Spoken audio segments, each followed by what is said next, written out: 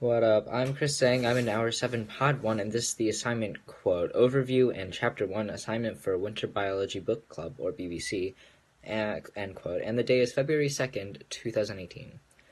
My book is stiff, and my task was to read and summarize chapters 3 and 4 of the book comprehensively in the video. There are exactly 100 pages in this chapter, and there are no photographs or pictures detailed in the book. No infographics or depictions whatsoever.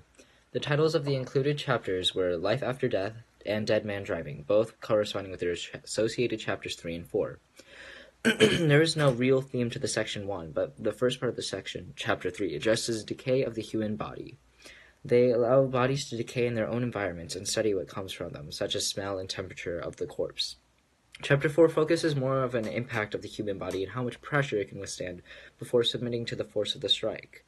It, for example, focuses on car crashes and how shoulders can withstand X amount of pressure before ultimately crumpling and injuring the subject. This relates to my life experiences, as I've known people that have broken bones or have hurt themselves, and understand how we can take this data to better the lives of those humans who are not injured so that they can stay in a peaceful state. People often injure themselves in accidents such as those involving cars, and through this idea presented by the book, we can gain an insight on how we can actually go about solving this problem for people, if not in the most humane way.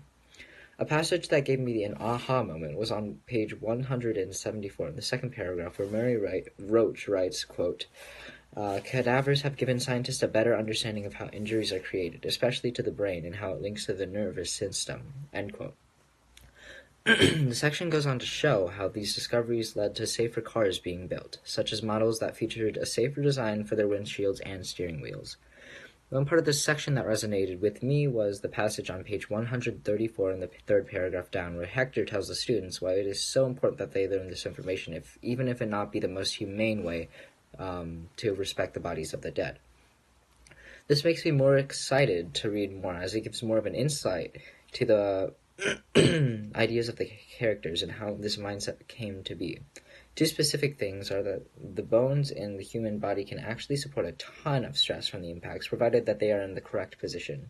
And we can also learn from this book in order to show the processes that are in the book, for example, using test dummies that are more accurately depict the human body and its parts, not just a solid mass.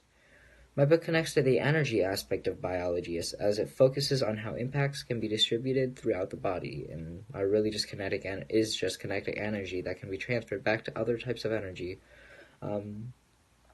through various methods. Energy involves the movement, transfer, or change of anything which can be physical, chemical, or passive properties of an object. All the domains have been discussed. These domains will continue to be addressed through the remaining 4 sections as it has been a common theme, and I'm already over 3 minutes. Two things I want to know more about are the exact pressure a human body can take before it breaks, and how people can be motivated by this book to maybe convert energy from other things, not necessarily corpses, but seemingly useful things.